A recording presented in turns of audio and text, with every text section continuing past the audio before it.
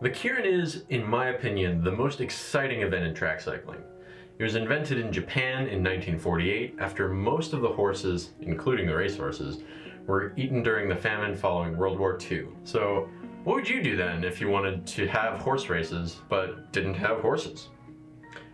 If you didn't say create an entirely new sport that replaces horses with people riding bikes, you'd be like a lot of people actually. It was first added as an official Olympic track cycling event in 2000, but has undergone some rule changes since its introduction. Keirin in Japan is now quite different from the variety you would see in the Olympics today, but both are extremely exciting. For example, contact is very much allowed in Japanese Keirin, and crashes are quite common. Olympic Keirin is a slightly shorter race, and higher top speeds are reached. For today's video, I'll be talking about the Olympic style rules. The only time you'd race the Japanese style is if you're actually racing in Japan. All that aside, let's talk about some rules.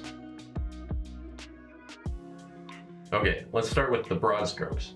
On a 250-meter track, this is a 6-lap race. The first 3 laps are behind a motorbike or derny, where riders accelerate from 30 kilometers an hour to 50 kilometers an hour. The second 3 laps are an all-out sprint to the finish. Whoever finishes first wins. It's simple as that. If that all makes sense to you, I'll get into the more specific stuff. Before the race even starts, the first thing that happens in a Keirin is drawing for position. The commissaire will have some method of randomly selecting the position of each rider, whether that's a fancy iPad app or numbers written on coffee stir sticks. I've actually had a commissaire use the broken off ends of plastic spoons before.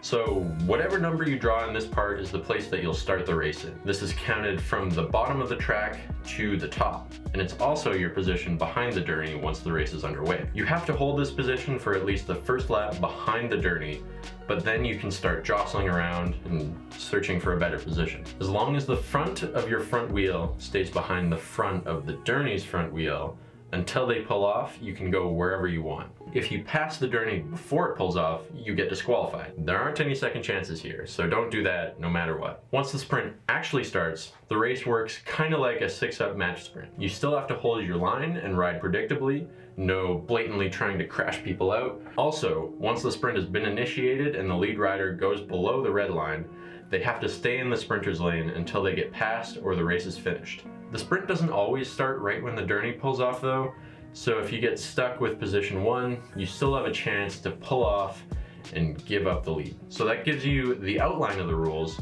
but what about the strategies you can use to win?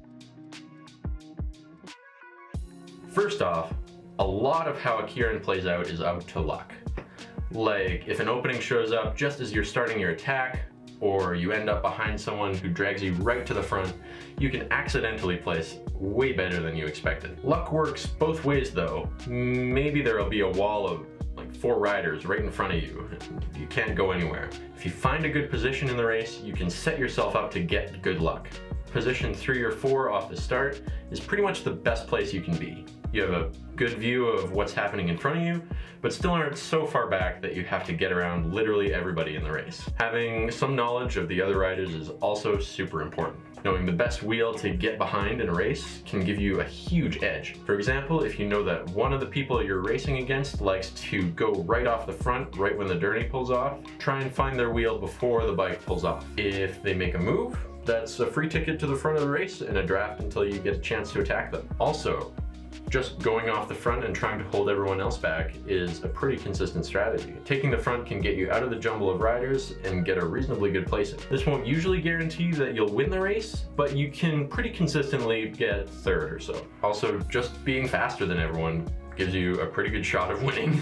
So there are the rules of the Keirin for you. Hopefully this video taught you something about how to ride the race, as well as how to win one. If you want a Keirin after watching this video, let me know how you did it in the comments. Actually, if you want to send a video of you winning a Keirin, you should link that in the comments too. Either that or message me on Instagram at @DoticRye. I don't know, that sounds like a fun thing to do. Okay, well that's all I've got for today. Have a good one and stay on that grind, Gooch Grinders.